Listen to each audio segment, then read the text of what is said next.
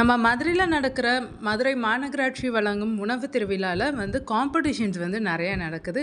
கிட்ஸுங்களுக்கு லேடிஸ்க்கும் competitions நிறையா நடத்துகிறாங்க. வெள்ளி சனி ஞாயிறு 3 நாட்கள் நடத்துகிறாங்க.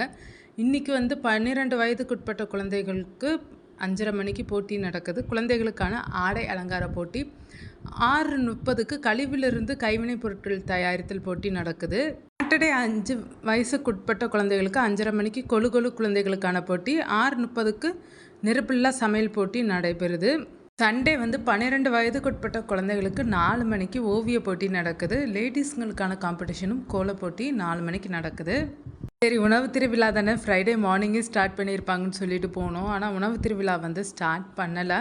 அரேஞ்ச்மெண்ட்ஸ் தான் பண்ணிகிட்ருக்காங்க. ஒருவேளை ஈவினிங் ஸ்டார்ட் பண்ணுவாங்க போல் இருக்குது. மதுரையில் நடக்கிற எக்ஸ்போ அப்டேட்டுகளுக்கு மறக்காமல் நம்ம தனிவருவன் யூடியூப் சேனலை சப்ஸ்கிரைப் பண்ணுங்கள்.